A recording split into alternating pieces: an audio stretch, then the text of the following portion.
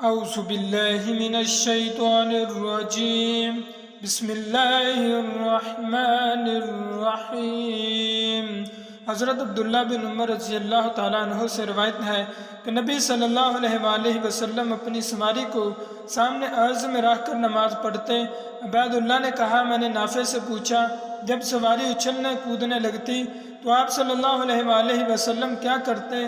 انہوں نے کہا، پالان لیتے، اس کو سامنے سیدھا رکھتے اور اس کی پچھلی لکڑی کی طرف نماز پڑھتے، اور عبداللہ بن عمر رضی اللہ تعالیٰ عنہ بھی ایسا کیا کرتے تھے۔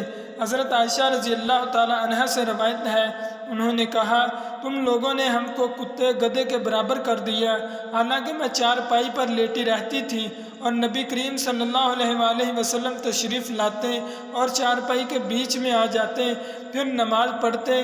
مجھے آپ صلی اللہ علیہ وآلہ وسلم کے سامنے پڑا رہنا برا معلوم ہوتا، اس لیے میں پاؤں کی طرف سے کھسک کر لحاف سے باہر نکل جاتی۔ حضرت ابو سعید خدری رضی اللہ تعالیٰ عنہ نے کہا، نبی صلی اللہ علیہ وآلہ وسلم نے فرمایا۔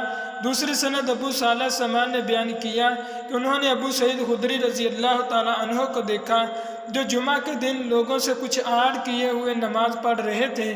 ابو معید کے بیٹوں میں سے ایک جوان نے ان کے سامنے سے گزرنا چاہا۔ حضرت ابو سعید خدری رضی اللہ تعالیٰ عنہ نے اس کے سینے پر ایک گھونسا دیا۔ اس نے چاروں طرف نظر دوڑائی تو سامنے گزرنے کے سوا اور کوئی راستہ نہ تھا۔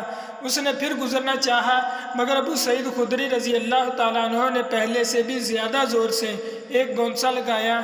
اس کے بعد ابو سعید خدری رضی اللہ تعالیٰ عنہ شکایت ہوئی اور پھر مروان کے پاس ابو سعید کی شکایت لے کر پہنچا۔ ابو سعید رضی اللہ تعالیٰ عنہ ان کے پیچھے ہی مروان کے پاس جا پہنچے۔ مروان نے کہا، اے ابو سعید، یہ آپ اور آپ کے بھتیجے میں کیا جھگڑا ہے؟